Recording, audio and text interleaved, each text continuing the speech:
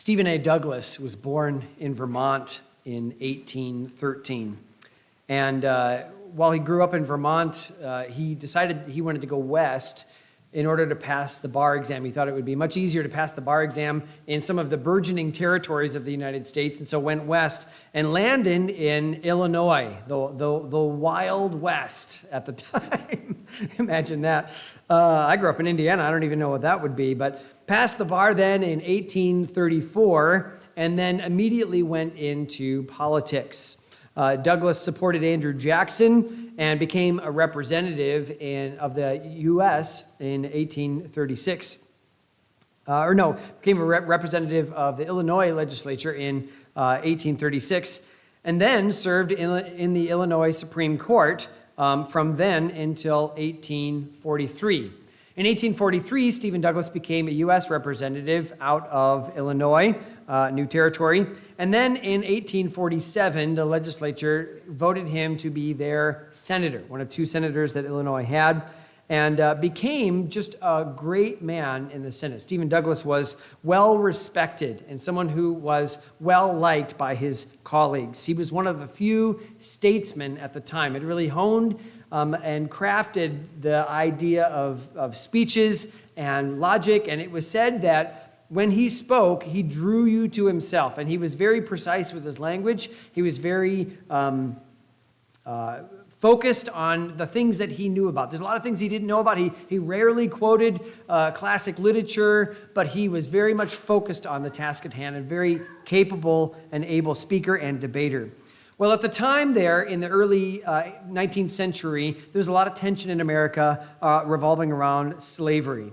And Stephen Douglas was one of the men who tried to do something as a great, well-respected man to try to help the conflict that was going on in the states. And he offered what he called popular sovereignty. And the idea was this, that it should be local groups and each state that should decide for themselves. And the idea is if the majority of people want slavery, then that's the way it should be. And if the majority of people want to ban slavery, then that's the way it should be. And, we are the United States, but we're all states as well, is kind of the idea that he was putting forth. Douglas hoped that he would be remembered for helping unite a divided nation by letting be and letting majority rule. I think most of us think about our legacy and what we'll be remembered for. Maybe as a young person, you're not really there yet. You don't think about that. Maybe you're thinking about the way that your life is going to turn, and if you're ever going to be maybe famous on YouTube, or hopefully not infamous on the news, but you're wondering, like, what's my life going to look like? What's life going to look like in 20 years? But maybe for some of you, you're not thinking about 20 years from now. Or if you are, you're thinking about what people are going to remember about you in 20 years. I know that statues have kind of fallen out of fashion, except outside of coliseums and arenas and baseball fields. But there's always kind of a dream, isn't there, that maybe one day they'll erect a statue with me. They'll put something that has my likeness there. Some of the wealthy people in our country, they realize they're probably not going to ever have a statue, but maybe they'll have like a hospital or a school or some public institution, or at least a wing named after them. And so they'll give money for that. In fact, just recently here in Park Rapids, the Frank White School, wing of the school was torn down. And I don't know if some of you know, but Frank White was a member of First Baptist Church back in the early 20th century. And he was a janitor at the school and just had such a good public testimony and was so well loved that they named that school after him. Most of us, I think, though, really kind of put all of those hopes and dreams about our legacy and our heritage down to just kind of our family. I don't know about you, but I think about my great-great-great-grandparents, and I think about how different their life was than mine, and I think about, there's probably some things that are similar. I wonder how many of my mannerisms and things that I do and the way that I speak is similar to them and different from them. Of course, a lot of my ancestors weren't from America. My mom came over from England, and her dad came from Estonia, and so, I probably wouldn't even be able to speak to some of my great-great-greats, but just this idea of the way that I think about them, I wonder who's going to think about me in that same way. And I wonder if it's going to be easy to find some things about me, or if it's going to be hard for them to find some things out about me. It's been, as a gift, years ago, I got one of these genetic kits, and you can find out kind of where you're from, and then it's connected with a website where you can then start to kind of trace out your family tree. And for a while I did that. I was really interested in that. And some people it was really easy to find some things about, and some people it was really, really difficult. And I wonder what that's going to be for me. I wonder how people are going to remember me, my grandchildren, my great-grandchildren, my great-great-grandchildren. How many generations before I'm just another footnote, maybe a name somewhere. Now that can be a good thing or a bad thing. Our legacy can be fruitful or it can be harmful. So I want to talk about this. Absalom was definitely thinking about his legacy in this passage in 2 Samuel chapter 18. Remember that he had courted the men of Israel and he had stolen their hearts, it says in chapter 15, verses 1 through 4. He had staged a coup against his father and marched on Jerusalem. And now that he has control of the capital city, he's got to finish the job. He's got to go and kill his father and defeat that army in order for him to be king. Remember we said a few weeks ago that Hushai, David's friend, gave him amazing advice for David, but terrible advice for Absalom. And he took the advice of Hushai over against a man named Ahithophel, who was a very wise man, and whose advice, if it had been taken, would have been devastating for David. But God was in all of that. And so we talked about that a little bit. And now Absalom is ready to go and fight for his kingdom. Probably Absalom had hoped that he would be remembered as a great king. Now contrast this with David, who back in 2 Samuel chapter 7, this was last year that we talked about this, because we've been going through the life of David now for a year and a half. And, I don't know, it'll probably take us to the end of this year. But back last year, we talked about how when God came to David in 2 Samuel 7 and said, when David asked, can I build you a temple? God says, no, but I'm going to build you a house, meaning I'm going to make your throne be established forever. There's always going to be someone from your line sitting on the throne of God. And David, when God said, I will make you an eternal legacy and heritage, here's what David said in 2 Samuel 7, verses 18 and 19. Who am I, O Lord God? And what is my house that thou hast brought me hitherto? And this was yet a small thing in thy sight, O Lord God, but thou hast spoken also of thy servant's house for a great while to come. And is this the manner of man, O Lord God? He came in just humbly and sat before God and said, really? You're going to establish my throne forever? You're going to make sure and watch over my children and their children's children's children so that my throne is established forever? He was in wonder over that. Absalom, though, wanted to get his throne by might. And if you look at verse number 18 of chapter 18, it says, now Absalom in his lifetime had taken and reared up for himself a pillar, which is in the king's dale. For he said, I have no son to keep my name in remembrance. And he called the pillar after his own name, and it is called unto this day Absalom's place. Absalom is remembered. He has a legacy today, but not a good one. We don't think of Absalom and say, that's what I'm going to be like. In fact, I don't think I know of anybody named Absalom. People don't really name it. Just like I don't know any women named Jezebel. It's just not one of those names that, why? Because there's a legacy there, but it's a tainted legacy. It's not one that is to be remembered. He didn't have children that went after him, and as we'll see in this passage, he dies, and his coup fails. And David, who God promised would sit on the throne, is back on the throne in a couple weeks here. So how do people see us in light of how we see ourselves? And I want you to think about this idea of how you're going to be remembered and known long afterward. Russ, it's interesting that you just heard a message like this last week, and as you said that, I'm like, well, you're going to hear it then twice. So Russ, this is, if nobody else, just for you. You really need to hear this. All right, so let's first of all talk about those who want to show us some leniency. Chapter 18, verse 1, David numbered the people that were with him and set captains of thousands and captains of hundreds over them. He's organizing the army. And David sent forth a third part of the people under the hand of Joab, his old general, and his nephew. A third part under the hand of Abishai, the son of Zeruiah, Joab's brother. It's another nephew. And a third part under the hand of Ittai, the Gittite. We talked about him already. He was a man that was from Gath, came and stayed with David, was a great man. And now he's a third of the generally here. And the king said unto the people, I will surely go forth with you myself also. But the people answered, Thou shalt not go forth. For if we flee away, they will not care for us. Neither if half of us die will they care for us. But now thou art worth 10,000 of us. Therefore now it is better that thou succor or help us out of the city. And the king said unto them, What seemeth you best, I will do. And the king stood by the gate side, and all the people came by hundreds and by thousands. So David's got this army. He prepares to go to war, but the people hold him back. They care for him. They're not ready. He's not ready to let go. Or he is not ready to go, but he'll be a liability. If they say, if you go with us, then they'll go after you first, and as soon as they kill you, the battle will be over. Let's have you in this city. We'll fight your fight for you, and we'll see how this goes. They're ready to give their lives to save him. But Absalom is asking his men to give their lives for his throne.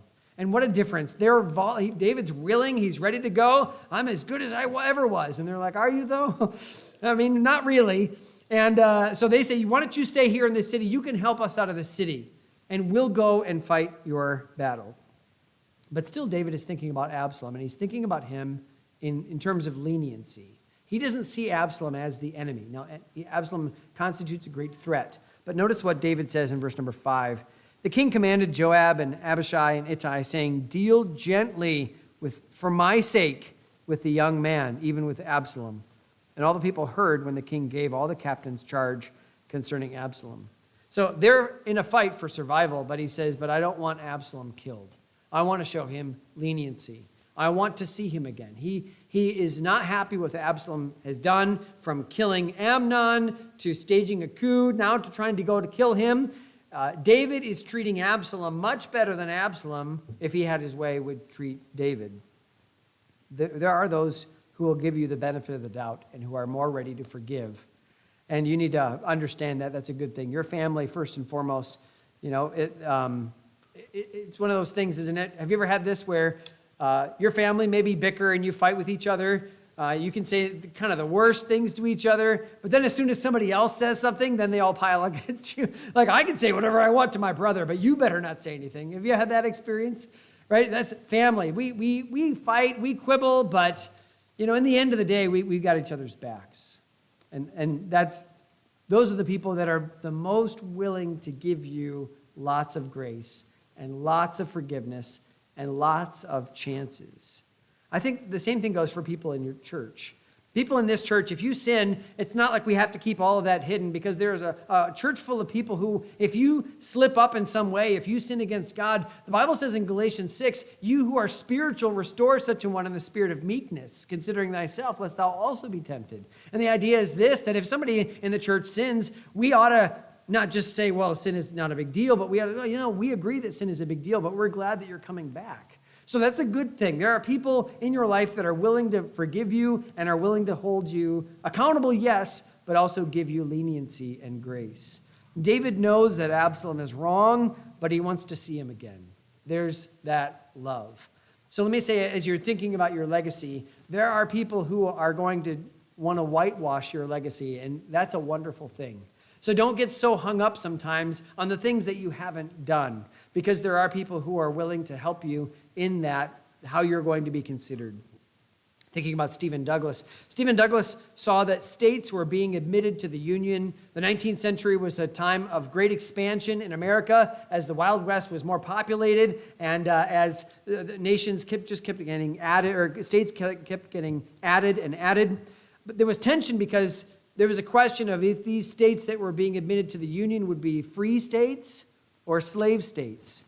And there was tension because if there were more free states being admitted, then that would eventually overturn the idea in America that we shouldn't have slavery, and some of the southern states wanted to keep that. The big question then should be, when these states are being admitted, it used to be like in the Missouri Compromise, okay, Missouri can be a slave state, but that's the only one. And then here's the line, the 30th parallel, 36th parallel, and nothing above that except for Missouri. But if we add one here, then if we add a free state, we have to add a slave state. But then all of a sudden, there were tensions because, well, we don't want to be a slave state. We'd like to be a free state, and we'd also like to be a free state, and we would also like to be a free state. So how did Douglas do this?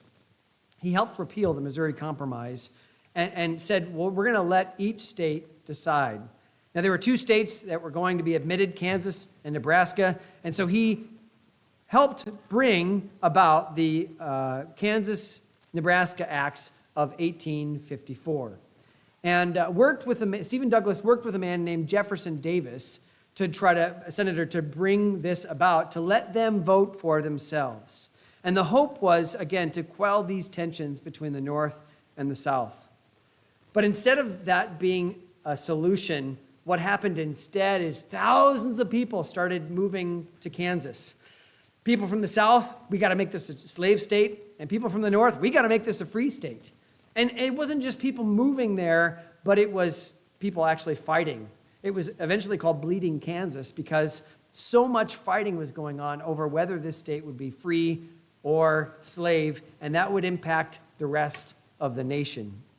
So rather than making it easier, Stephen Douglas and his legacy was that it was being harder and harder to find out what was going to happen in America. There will be lots of people with leniency in our lives, and there will be much that will be forgotten. And I don't know about you, but when I ask my children sometimes of what they remember of growing up, and I don't think they're lying when they say generally positive things. I don't know about you, but I'm just thankful that they've forgotten all the times that I think about. I think about being a harsher parent than I should have been when they were little, not very tuned in, not very forgiving. When I think about those things, I'm glad that there's a leniency there and that my legacy, what I'm saying is there's still time. There's still time. There's a passage in Ezekiel 18, and this isn't in my notes, but I'll just refer to it. But Ezekiel 18, it talks about a man who is a wicked man, and then it says, if he has a son who sees what his father's doing and that his father's wicked and decides to do the right thing, that he'll be blessed by God. And if he has a son then who decides to reject his father's things and good things and be wicked again, that's going to be on him, and everyone's going to have to answer for themselves. But it also talks about this idea of living your whole life as a good person and at the end messing up. And I see this over and over. People that are older, maybe you're in retirement, maybe you have more time. And if it's true for a young person, the more idle time they have, the more time they're probably going to get in trouble. It's also true for older people as well. That the more idle time you have, the more time that you're not investing in other people, the more time that you're just kind of living life for yourself, the more likely it is that you're going to sin in some serious way. And can I just remind you that there's a legacy there? There's all kinds of things that you've done that will be forgotten, and that's a good thing. Make it so that leniency leans in your favor, where you can say, all right, the things that I've done, maybe wrong, are forgotten, but I want to be remembered for the good things that I've done, for the way that I've invested in someone else. There's still time for the good that you've done to outweigh. Now, I'm not talking about this from a standpoint of heaven, okay? Heaven is not the giant scales in the sky where as long as you do more good than bad, you'll probably be fine. Don't worry about it. No, you should definitely worry about it because the Bible says that all have sinned and come short of the glory of God. What's the glory of God? Well, perfection. It's always thinking the right thing. It's always saying the right thing. It's always doing the right thing. And you say, well, there's only one person that I know that's ever done that, and that's Jesus Christ. And you are absolutely right. The standard for getting into heaven is Jesus Christ. You've got to always and forever do the right thing, say the right thing, think the right thing. That's the standard to get into heaven. And you say, well, that's not me. Well, no, that's not any of us. So here's what you need then. You need, if you're going to get into heaven, not your own righteousness. You need someone else's righteousness. You need to have the robe and the cloak of Christ's righteousness in order to get into heaven. And Jesus Christ, when he went to the cross, he offered you an exchange. He went to the cross and he says, I will take your sins upon me and I will give you my righteousness. And if you this morning will simply, now again, it has nothing to do with baptism, has nothing to do with church attendance, has nothing to do with any good thing you can do. Just simply by faith, you say, God, I realize I'm a sinner. And I realize that I can do nothing to save myself. I take of that righteousness that you offer me, and I give you my sins. Will you forgive me for my sins because of what Jesus did on the cross? The Bible says that anyone who calls out to God, he will be saved. He'll be forgiven. He'll be adopted into God's family. He'll be given righteousness. He'll be made holy. And I don't know about you, but as a Christian, I don't always feel holy, but the idea is before God in heaven, when I stand before God in that judgment day, he will declare me innocent. Not because I'm a good person, not because I'm a Baptist, not because I'm a pastor. Sadly, there will be many Baptists who won't make it to heaven, many preachers, and I know some of them who will not be in heaven. But I will not be in heaven because of my righteousness. I'll be in heaven because of Christ's righteousness. And if you're somehow still hanging on to your own goodness, your own righteousness, your own religion, your own whatever it is, acts, then you need to abandon that today and take Christ's righteousness for yourself by faith. God, I accept Christ's righteousness. I ask forgiveness on the cross for my sins. God says he'll take all your sins away. You'll be forgiven. Now, isn't that a wonderful thing? Isn't that a wonderful exchange? When I'm talking about when I say there's still time for you to balance that heritage, that legacy out, I'm not talking about forever. That can be decided today. But your heritage, your legacy, that's still in question. So let me talk about then the losses that we have in life. So the fight begins, and we see that David's men prevail. I'm presuming that there are less people on David's side, but somehow, like David always does, he prevails. Verse number 6. So the people went out into the field against Israel, and the battle was in the wood of Ephraim, where the people of Israel were slain before the servants of David. And there was a great slaughter that day of 20,000 men. David's men were tough and ferocious, and they won the day. Maybe it's because Absalom's men were tired. Maybe it's because they were no match for David's fierce warriors. But I also think that God was in this. Look at verse number 8. The battle was there, scattered over the face of all the country. And it says, the wood devoured more people that day than the sword devoured.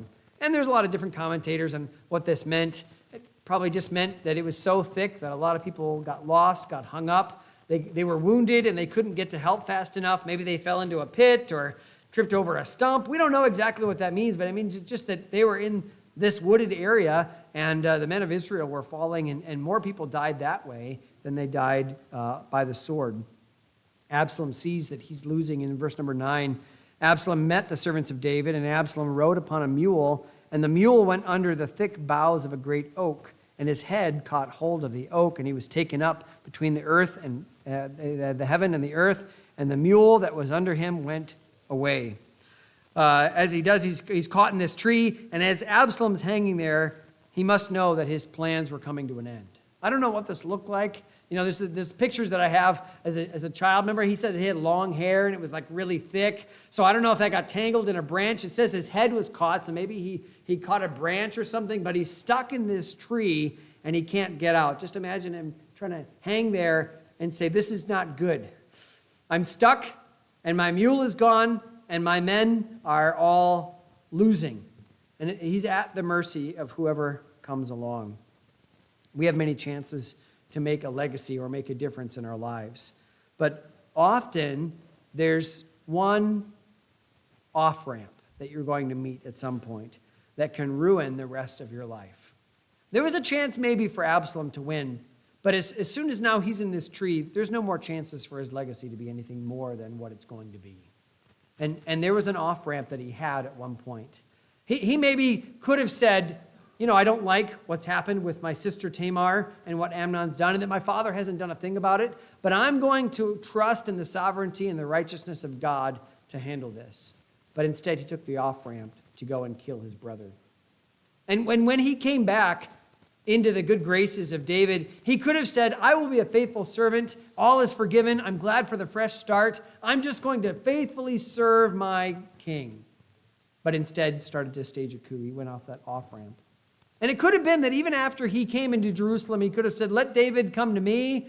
Let's just set up this kingdom and let's kind of make sure that we have everything we need. Or he could have listened to Ahithophel, but instead he listened to Hushai and his arrogance and pride. And that was the off-ramp, and that was finally his undoing. There's a warning that these decisions have the potential to ruin the rest of our lives. There's a warning that that road exists and that we should avoid it at all costs. In 1 Timothy 1, verses 19 and 20, it talks about two men that were in the church, and this is really scary language. It says, holding faith and a good conscience, with which some, having put away concerning faith, have made shipwreck, of whom is Hymenaeus and Alexander. So he says there's these two guys in the church, and they've made a complete shipwreck of their faith. And what are we supposed to do about these kind of people? This is scary what Paul says, whom I have delivered unto Satan, that they may learn not to blaspheme. I'm so grateful for the protection that God has given me. I don't honestly even want to know all the things that were awaiting me and all the different paths that I could have gone. I think about my high school years and decisions I had at that time and things that I could have done that would have totally changed the rest of my life. And you, if you've been alive for any length of time, know that there are times that you could have gotten on that off-ramp too, and you're so grateful that God jerked you back and put you on the path, because you wouldn't be here today if it hadn't been for certain forks in the road that you took the right one and not the wrong one. You know about this, but you know that there are more coming in the future. And I think we all are aware at times that they're there, those potential off-ramps that would not only lead us into sin, but would totally destroy any good and legacy that we've done. 1 Corinthians 9, he talks about this. Paul says himself that he was aware of this off-ramp, always there. He says, I therefore so run, not as uncertainly, so fight I not as one that beateth the air, but I keep under my body. I bring it into subjection, lest that by any means, when I have preached to others, I myself should be a castaway. Paul was aware of his legacy, and he said, I don't want to make it so that the things that I'm preaching, I'm not living. And I, as a preacher, know, maybe better than anybody, how hard it is to be consistent. I preach some great messages that I don't always live. And Paul was just saying, there are some off-ramps there. There are some roads that I could take that would totally destroy the work that I've done and what I'm building. Stephen Douglas fought on through the catastrophe of Bleeding Kansas, and President Pierce was hurting, and so the nomination went to either Pierce or Douglas or a man named Buchanan. And Douglas, realizing that he was not going to win, finally bowed out, and Buchanan won and became the President of the United States in 1856. And the thought was that he could still keep those states separate until the Dred Scott decision came. So the Dred Scott decision, if I remember correctly, was a man who had a slave named Dred Scott moved to a free state, and since he would move to a free state, he was not supposed to have that slave anymore, but he kept him as a slave, and Dred Scott sued and said, well, if we're in a free state, I should be able to go free. And it went all the way up to the Supreme Court, and the Supreme Court said, no, even if you're a slave in a free state, you're still a slave. And so now all of a sudden the northern states was like, well, what does free state even mean if this is what's going to happen? We have to take drastic steps to make sure that we remain free states. And Stephen Douglas didn't know what to do about this, and so he started urging people to honor the verdict. You cannot go against what the Supreme Court says because they made a right verdict. And he made arguments that the constitutional freedoms that the founding fathers put in the Constitution were meant for white people, not for black people. He had to go further and further and further with his argument. And there was a young lawyer in Illinois that heard what Stephen Douglas was. He didn't really want to get into politics. He just wanted to live a simple life. But he'd heard the kind of arguments that Stephen Douglas was making and said, I've got to address this. It is my moral imperative to say something and do something about this. And so this young lawyer in Illinois started campaigning against Stephen Douglas. Your legacy should at least keep you on the right path, knowing that it can be lost. You've done a lot in your life. There have been a lot of people that have blessed the Lord for your work in their life. Do you know that that can all go away? You should never take that for granted, that the legacy that you have is not a guaranteed legacy. It could be that you could lose everything. And I don't want you to be so focused on your legacy every moment of every day. There are more important things than the way you're going to be remembered. And especially if that comes to some external where I look good on the outside, but I'm going to do what I want on the inside. Understand that the outside is a reflection of the inside, and eventually that will come out. But I do, in this moment where we're talking about your legacy, just understand that that is always in peril. That you're always 1 or 2 steps away from losing everything that you've built. I've done enough funerals to hear the children of godly people just bless their mothers or their fathers for everything they've done. And I've done funerals where the people said, I don't really feel anything. You know, my parents are gone, and that's just kind of it. And I've been at funerals where they said I didn't really even know my dad. Like, what did they do? What did they, you know, like, well, nothing really. There was nothing really that they left behind besides some etchings and a stone. And I think God wants more for you, and I think honestly in your best moments you want more for you as well. But what is that going to be? Just be aware that there's loss and that you could lose that very, very quickly. When you're tempted to sin, just keep that legacy in mind that it can be lost. Finally, can we talk about those who are ready to forget us? Because not everybody's going to think about you in the same way that others do as well. So this soldier sees Absalom hanging up in this tree. And he tells Joab, verse number 10, a certain man saw it and told Joab and said, behold, I saw Absalom hanged in an oak. It's just dangling there. And Joab, of course, being the good and honest man that he is, said, well, I remember that David wanted this man spared. Why don't we make sure that we cut him down and take him gently to David? End of story. Let's take the invitation, right? No.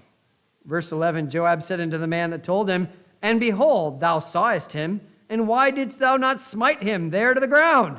I would have given thee 10 shekels of silver and a girdle. I would have given you money and a belt for doing that. I would have given you a reward if you just killed him right there. Nobody would have had to know. You just kill him and move on.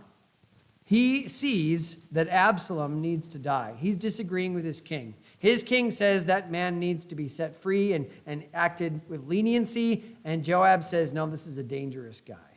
He cannot be allowed to live. We have to get rid of him right now. I'm making a game day decision. I'm calling an audible where we should kill him now.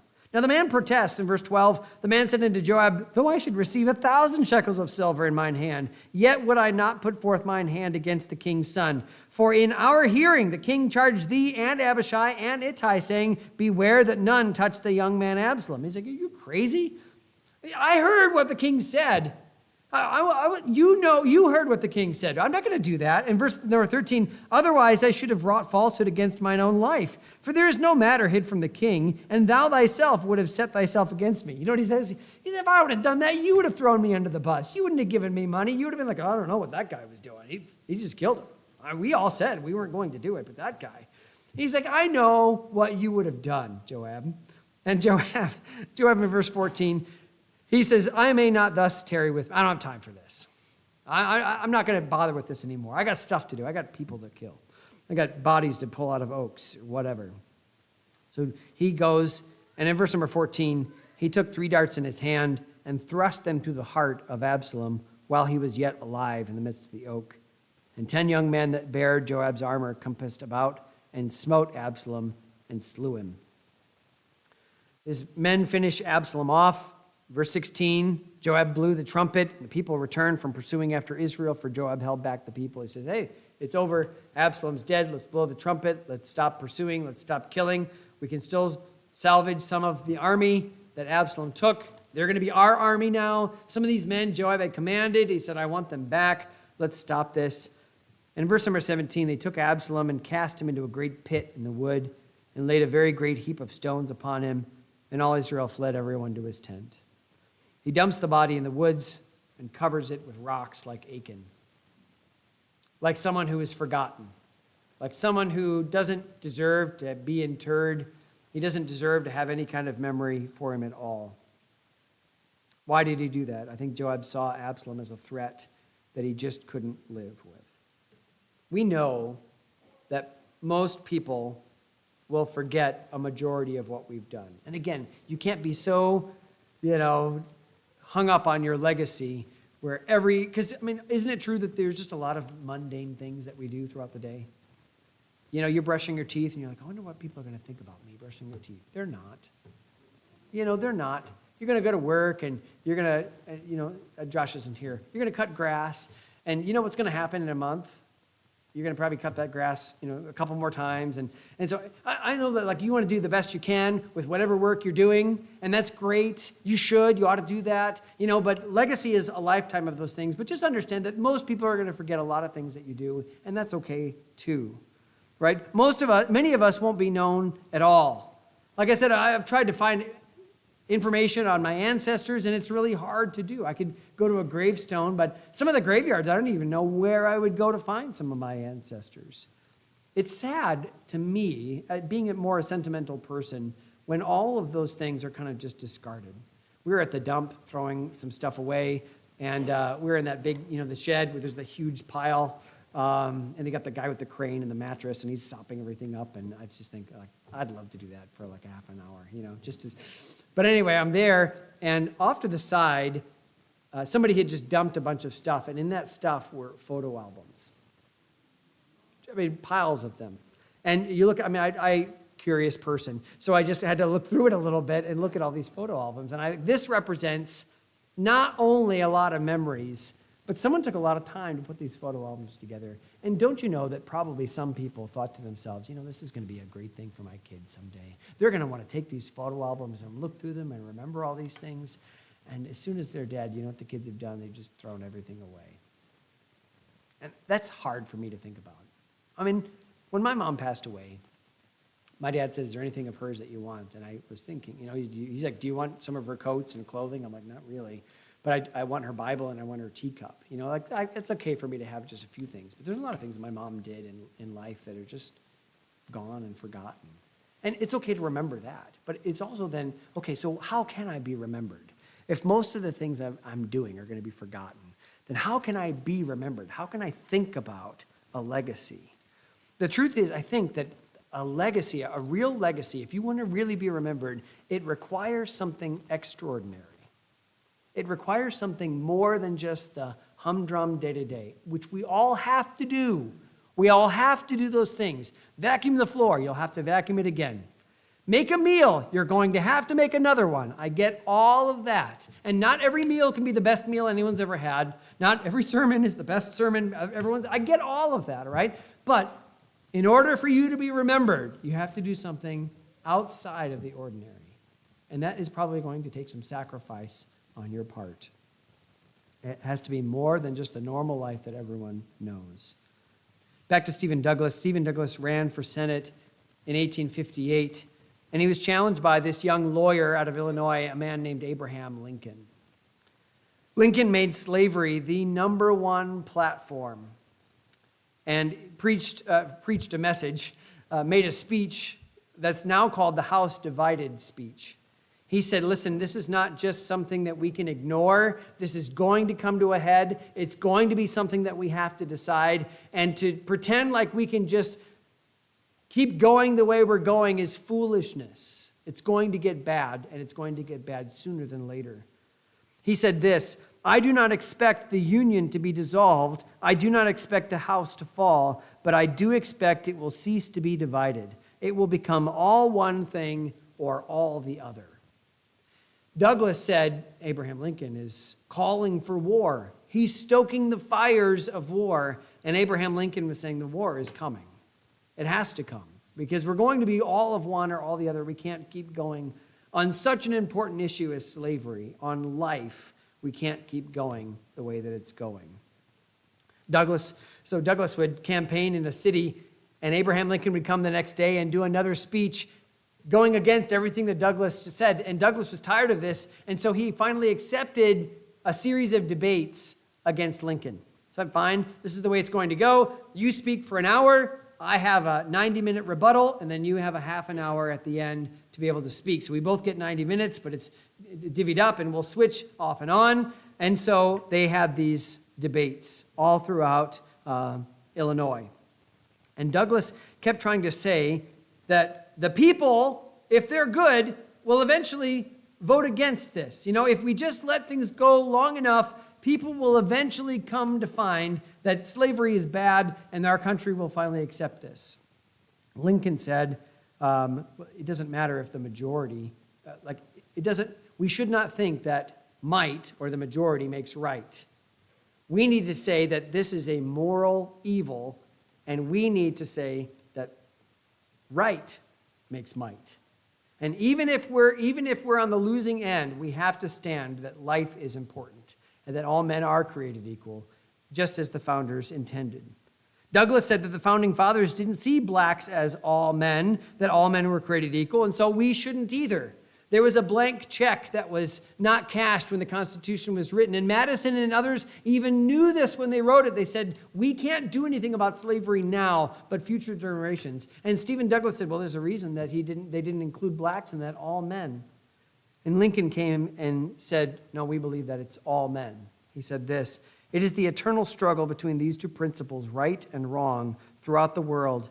It is the same spirit that says, you work and toil and earn bread, and I'll eat it.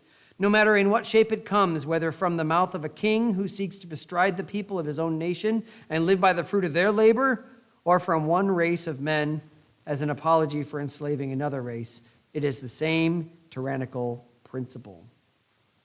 Eventually, Douglas won the Senate seat, but Lincoln ran for president with the Republicans and won. Lincoln is known for bringing the U.S. through the Civil War and through emancipation. Douglas is known for his hateful rhetoric, for the endorsement of slavery, and he's unknown by most. Maybe when I started this, you didn't even know who Stephen Douglas was. But everyone knows who Abraham Lincoln is. If he had been elected president in 1860, he would have been seen as bad as Buchanan was, who ranks almost dead last in almost every single poll. Buchanan was one of the worst presidents we had, and Stephen Douglas would have been just as bad. And there's the legacy there that I don't think he wanted. When he first sat out and said, we're going to help the nation go through all of this, he had no idea he would lose everything. Stephen Douglas has a legacy, but it's tainted, just like Absalom's is. And you may have a chance to do something for God. You may not be Stephen Terrell or a Ken Mansell. You may not be someone like that, but you can make a difference in your life. You can make a difference to your kids, to your grandkids, and maybe if you do it right, to your great-grandkids as well. You could do something in your community, like I've been encouraging you in our community to get involved and to make a difference with people that you're not related to, maybe people that you won't ever see again, but maybe something that you will do will change the whole course of a family. Maybe it is that your ministering and preaching will bring someone to know Jesus Christ, and that will deliver them from sins that they would have gone down and change their whole life. It's been true for you. Someone came into your life and told you about Jesus Christ, and you accepted the gospel, and you were changed on the inside, and that has made all the difference in the world. And you're so thankful for that one person, for that one person who came into your life and said, this is Jesus Christ, and this is the difference that he'll make, and that's changed the trajectory of your whole life. And just understand, you can be that for somebody else as well. You can take a young man or a young woman in this church and help them as a young mother, as a young father, as a young person to be able to say, hey, this is the way you ought to go, and you could change their legacy, change their whole life, and maybe people wouldn't know who your name is, but you would make a difference for generations and generations and generations to come. I was talking with a friend of mine who's a pastor in town here, Justin Domagali. He's a pastor at Eastside, and he was talking to me, and pastors talk about things in ways that aren't always. Well, let me just say it's nuanced because we're frustrated by some things, and we can talk about these things to each other. And Justin was just saying, and I agree with him. He was saying, I just don't want to do another funeral where the only thing we can say about the guy was he loved fishing and hunting. If you do, that's great. I think that's great. But listen, if at your funeral, that's all we can come up with, tell me about your dad. Tell me about your mom. Well, they really liked knitting. They really liked cooking. They really liked tinkering around in the garage. They really liked reading books. Hey, nothing necessarily wrong with any of those things. But maybe there could be a legacy there. Maybe there'd be something. People who were like, oh, you're only going to let 5 people say something? Because I really wanted to say that the impact that your mom had on my life. Oh, I was kind of hoping there would be an open mic because I really want to be able to say what a difference your dad made in my life. Oh, is there a guest book or something? Because I really want to talk to the kids to tell them what a difference their parent made in my life. And maybe even something that again, whether you're ever recognized as in an award or in a newspaper article, for someone to say that person made a difference in my life. I want that kind of legacy. Not just with my kids. I mean, part of the reason I do what I do as a pastor is just to make a difference. And I'm not looking to be known for it. I don't want you to think when I say legacy that everyone has to know there's going to be a statue outside here, anything like that. I'm not talking about that. I'm just saying to make a difference. Absalom tried to make a difference, but for himself. And in the end, his body was thrown into a ditch covered with rocks, and he was forgotten, except as an evil man. David's legacy, we all know about the Bathsheba thing. And yet, he's still called a man after God's own heart. What a legacy. What a legacy he had. And let me just encourage you, warn you, exhort you to think about your legacy and beware that it might be tainted.